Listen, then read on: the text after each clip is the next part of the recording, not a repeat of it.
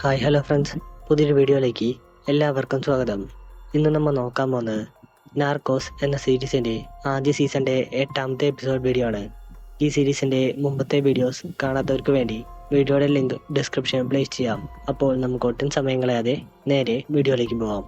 എപ്പിസോഡിൻ്റെ സ്റ്റാർട്ടിങ്ങിൽ കരീലോ തൻ്റെ ഫോണെല്ലാം ട്രാക്ക് ചെയ്ത് വരുന്നുണ്ട് എന്നറിഞ്ഞതും രാത്രിയിൽ തന്നെ ഗുസ്താവോയും കൂട്ടിക്കൊണ്ട് അവർ നിന്നിരുന്ന സ്ഥലത്ത് നിന്നും മറ്റൊരു സ്ഥലത്തേക്ക് പോകുന്ന പാബ്ലോനെയാണ് കാണിക്കുന്നത്. ഇതേ സമയം ആ ഫോണിന്റെ സിഗ്നൽ എല്ലാം നോക്കി ട്രാക്ക് ചെയ്ത് വന്ന കരീലോയ്ക്ക് ഒരു കഴുതയുടെ പുറത്ത് ഫോണെല്ലാം വെച്ചിട്ട് പാബ്ലോ പോയിരിക്കുന്നത് കണ്ട് ഇതിൽ വളരെയധികം ദേഷ്യമെല്ലാം വരുന്നു. ഷസാർ ഇപ്പോഴും തന്റെ അടുത്ത് സംസാരിക്കാൻ വേണ്ടി തയ്യാറാവാത്തത് കണ്ട് പാബ്ലോ നേരെ ഡയാനയുടെ അടുത്ത് വന്നുകൊണ്ട് അവർക്ക് ഒരു വീഡിയോ കൂടി റെക്കോർഡ് ചെയ്യണമെന്ന് പറയുന്നു. വീഡിയോയിൽ ഡയാന പ്രസിഡന്റിനെ ചീത്ത വിളിച്ചുകൊണ്ട് എത്രയും പെട്ടെന്ന് പാബ്ലോയുമായി ഒരു ചർച്ചയെല്ലാം നടത്താൻ വേണ്ടി പറയുന്നു. എന്നാൽ ഡയാനയുടെ ഈ കാസറ്റെല്ലാം അവരുടെ അച്ഛനും അമ്മയും കണ്ടതും ഡയാനയുടെ അച്ഛൻ ഷസാറിന്റെ അടുത്ത് എത്രയും പെട്ടെന്ന് പാബ്ലോയുമായി ഒരു ഡീലിന്റെ കാര്യമെല്ലാം സംസാരിക്കാൻ വേണ്ടി പറയുന്നു. ഇത് കേട്ടതും ഷസാർ പാബ്ലോ ആവശ്യപ്പെട്ടിരിക്കുന്നത് പ്രധാനമായും 3 കാര്യങ്ങളാണെന്നും അതിൽ ഒന്നാമത്തേത് എറോപ്ലെയിൻ ക്രാഷ് കേസിൽ നിന്നും അവനെ ഒഴിവാക്കി തരണമെന്നും രണ്ടാമത്തേത് അവന്റെ പേരിലുള്ള മയക്കുമരുന്ന് കേസെല്ലാം പിൻവലിച്ചുകൊണ്ട് ഒരു പെറ്റി കേസിൽ അത് ഒതുക്കി തീർക്കണമെന്നും അവസാനമായി അവനെ ജയിലിലിടാൻ വേണ്ടി അവൻ സ്വന്തമായി ഒരു ജയിൽ പണിയുമെന്നും അതിലെ ജോലിക്കാരെല്ലാം പാബ്ലോ അപ്പോയിന്റ് ചെയ്യുന്ന ആൾക്കാരായിരിക്കുമെന്നും കൂടാതെ ആ ജയിലിന്റെ 3 കിലോമീറ്റർ റേഡിയസിൽ പോലീസിനും മിലിറ്ററിക്കൊന്നും അന്വേഷണം നടത്താൻ വേണ്ടി അവകാശമില്ലെന്ന് കൂടി പാബ്ലോ തന്റെ ഡിമാൻഡിൽ വ്യക്തമാക്കിയിട്ടുണ്ടെന്ന് ഡയാനയുടെ അച്ഛന്റെ അടുത്ത് പറയുന്നു. ഇതേസമയം DA ഓഫീസർമാർക്ക് പാബ്ലോ ഡയാനയെ നോക്കാൻ ഏൽപ്പിച്ച ആളുടെ ഫോണിൽ നിന്നും സിഗ്നൽ ലഭിച്ചതും കരീലോ തന്റെ ആൾക്കാരെയും കൂടി ഡയാനയെ രക്ഷിക്കാൻ വേണ്ടി ആ സ്ഥലത്തേക്ക് ചെല്ലുന്നു. ഈ സമയം പാബ്ലോ നോക്കാൻ ഏൽപ്പിച്ചിട്ടുള്ള വ്യക്തി ഡയാനയെ ഒരു ഷെൽഫിനകത്ത് കയറ്റിയ ശേഷം അതിന്റെ പുറത്ത് ഡയാനയ്ക്ക് കാവലായി നിൽക്കുന്നു. എന്നാൽ കരീലോയുടെ ആൾക്കാർ നേരെ ആ ബിൽഡിങ്ങിനകത്തേക്ക് ഇടിച്ചു കയറിയതും അവർ ഈ വ്യക്തിയെ കണ്ട് വേഗം തന്നെ അയാളെ വെടിവെച്ച് കൊല്ലുന്നു. എന്നാൽ ഷെൽഫിന്റെ പുറകിൽ ഡയാനയുണ്ട് എന്നറിയാത്തത് കൊണ്ട് അവർ ഷൂട്ട് ചെയ്ത ബുള്ളറ്റുകളിലൊന്ന് ഡയാനയുടെ മേത്ത് തറച്ചതും ഡയാന അവിടെ വെച്ച് തന്നെ കൊല്ലപ്പെടുന്നു. ഒരു എക്സ് പ്രസിഡന്റിന്റെ മകൾ മരിച്ചതോടെ ആ നാട് മുഴുവൻ ഷസാറിന്റെ കഴിവുകേട് കൊണ്ടാണ് ഇതെല്ലാം സംഭവിച്ചതെന്ന് പറഞ്ഞുകൊണ്ട് ഷസാറിനെതിരെ വളരെയധികം വെറുപ്പെല്ലാം വരുന്നു. എന്തിനധികം ഡയാനയുടെ അമ്മ പോലും നീ കാരണമാണ് തന്റെ മകൾ മരിച്ചു പോയത് എന്ന് ഷസാറിന്റെ അടുത്ത് പറഞ്ഞതും ഷസാറിന് ഇതിൽ വളരെയധികം വിഷമമെല്ലാം ഉണ്ടാക്കുന്നു. ഷസാർ തന്റെ അസിസ്റ്റന്റിന്റെ അടുത്ത് നമുക്ക് ഈ ചർച്ച ഇനി അധികം നീട്ടിക്കൊണ്ട് പോകണ്ട എന്നും അതുകൊണ്ട് അസിസ്റ്റന്റിന്റെ അടുത്ത് ഈ കാര്യമെല്ലാം എത്രയും പെട്ടെന്ന് ചർച്ച ചെയ്ത് അവസാനിപ്പിക്കാൻ നോക്കാമെന്ന് പറയുന്നു. അങ്ങനെ തന്റെ ചർച്ച വിജയിച്ചതിന്റെ സന്തോഷത്തിൽ പാബ്ലോ തന്റെ ലോയറെ കെട്ടിപ്പിടിച്ച ശേഷം അയാളോട് ഇനി താൻ അകത്തിരിക്കുന്ന സമയം തനിക്ക് വേണ്ട കാര്യങ്ങളെല്ലാം ഇനി മുതൽ നോക്കിയും കണ്ട് ചെയ്യേണ്ടത് ലോയറാണെന്ന് പറയുന്നു. ഇതേ സമയം വലേറിയയ്ക്ക് ഇനി പാബ്ലോയുടെ കൂടെ നിൽക്കുന്നത് തന്റെ ഇമേജിന് സേഫ് അല്ല എന്ന് മനസ്സിലാക്കിക്കൊണ്ട് പാബ്ലോയുടെ അടുത്ത് ഇനി നിന്റെ കൂടെ നിന്നാൽ എന്റെ ഇമേജിനെ ബാധിക്കുമെന്ന് പറയുന്നു. എന്നാൽ ഇത് കേട്ടതും ദേഷ്യം വന്ന പാബ്ലോ നിനക്കും എനിക്കുമിടയിൽ ഒരു വ്യത്യാസം പോലുമില്ലെന്ന് പറയുന്നു. ഷസാർ പാബ്ലോയുടെ ആവശ്യങ്ങൾക്കെല്ലാം സമ്മതം മൂടിയതോടെ DA ഓഫീസർമാർക്കും കരീലോയ്ക്കുമെല്ലാം പാബ്ലോയ്ക്കെതിരെ ഒരു തരത്തിലും ആക്ഷൻ എടുക്കാൻ സാധിക്കാതെ വരുന്നു. അവർക്കെല്ലാം ഇനി ശക്തമായിട്ടുള്ള ഒരു തെളിവില്ലാതെ പാബ്ലോയ്ക്കെതിരെ ഒരു അറ്റാക്ക് എങ്ങാനും നടത്തിയാൽ അതിൽ ഇവരുടെ ജോലി വരെ തെറിച്ചു പോകാൻ സാധ്യതയുണ്ട് എന്ന് മനസ്സിലായതും അവരെല്ലാം ഇനി തെളിവുകളെല്ലാം കയ്യിൽ വരുന്നത് വരെ കാത്തിരിക്കാമെന്ന് തീരുമാനിക്കുന്നു. അവിടെ കക്ഷിത് പാബ്ലോ താൻ പണിയാൻ പോകുന്ന ലോകത്തിലെ തന്നെ ഏറ്റവും വലിയ ആഡംബര ജയിലിന്റെ പ്ലാനെല്ലാം തന്റെ സുഹൃത്തുക്കൾക്ക് കാണിച്ചു കൊടുക്കുന്നതായിട്ടാണ് കാണിക്കുന്നത്. പാബ്ലോ തനിക്ക് എപ്പോഴും തന്റെ കുടുംബക്കാരെയെല്ലാം കണ്ടുകൊണ്ടിരിക്കാൻ വേണ്ടി ജയിലിൽ നിന്നും ബൈനോക്കുലറിലൂടെ നോക്കിയാൽ കാണുന്ന രീതിയിൽ തന്റെ കുടുംബക്കാർക്കും താമസിക്കാൻ വേണ്ടി ഒരു വീടെല്ലാം പണിയുന്നു.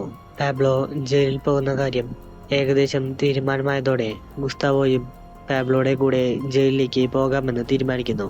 പാബ്ലോയും ഗുസ്താവോയും ജയിലിലേക്ക് പോകുന്നത് കൊണ്ട് ബിസിനസ്സുകളെല്ലാം നോക്കി നടത്താൻ വേണ്ടി പാബ്ലോ ഗീക്കോയെയും കലിയാനെയും ഏൽപ്പിക്കുന്നു. കൂടാതെ ഗവൺമെന്റ് മൊത്തം ഈ ഒരു ഡീലിന് വേണ്ടി ഒരുപാടധികം പൈസയെല്ലാം ചെലവാക്കിയത് കൊണ്ട് പാബ്ലോ അവരുടെ അടുത്ത് എത്രയും പെട്ടെന്ന് വേണ്ടത്ര സെയിൽസ് എല്ലാം നടത്തിക്കൊണ്ട് ഈ ചെലവാക്കിയ പൈസ എല്ലാം തിരിച്ചു പിടിക്കാൻ നോക്കാൻ വേണ്ടി പറയുന്നു. അവിടെ കക്ഷിത് പാച്ചോയുമൊത്ത് സംസാരിച്ചിരിക്കുന്ന വലേറിയനെയാണ് കാണിക്കുന്നത്.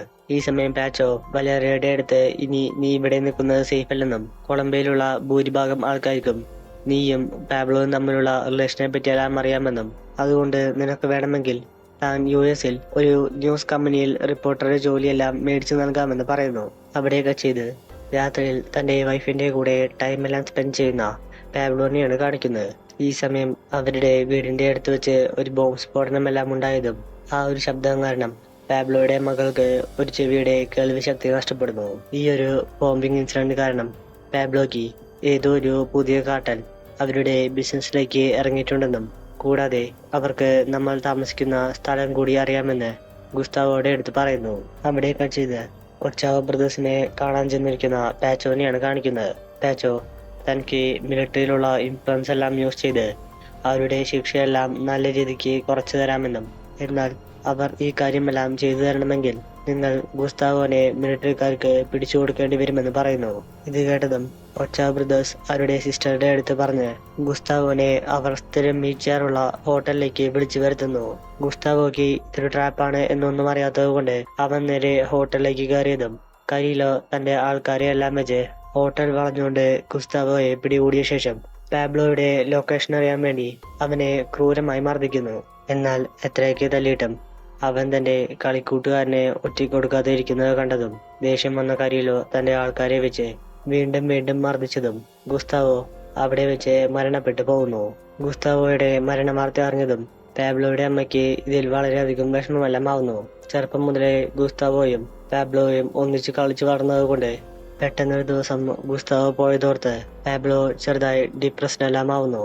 ഇതേസമയം വലേറിയ ഒച്ചാവോ ബ്രദേഴ്സ് കാളിക്കാട്ടിലുമായി ചേർന്നുകൊണ്ടാണ് ഗുസ്താവോയെ ഒറ്റിക്കൊടുത്തുകൊണ്ട് അവരുടെ കേസുകളെല്ലാം ഒതുക്കിയതെന്ന് പാബ്ലോയുടെ അടുത്ത് പറയുന്നു. ഈ കാര്യമെല്ലാം കേട്ടതും ദേഷ്യം വന്ന പാബ്ലോ തന്റെ ആൾക്കാരെ വിട്ട് കാളിക്കാട്ടിലെ എല്ലാവരെയും കൊന്നുകളയാൻ വേണ്ടി പറയുന്നു. പാബ്ലോയുടെ ആൾക്കാർ കാളിക്കാട്ടിലുള്ള ആൾക്കാരെല്ലാം കൊന്നുകളയുന്നുണ്ടെങ്കിലും അതിൽ നിന്നും പാച്ച മാത്രം എസ്കേപ്പ് ചെയ്തു പോകുന്നു. അവിടെ ചെയ്ത് പാബ്ലോയുടെ ആവശ്യങ്ങൾക്കെല്ലാം ഷസാർ ഓക്കെ പറഞ്ഞതോടെ ഷസാറിന്റെ അസിസ്റ്റന്റ് അതിന്റെ പേപ്പർ വർക്കെല്ലാം റെഡിയാക്കി പാബ്ലോയെ മീറ്റ് ചെയ്യാൻ വരുന്നതായിട്ടാണ് കാണിക്കുന്നത്.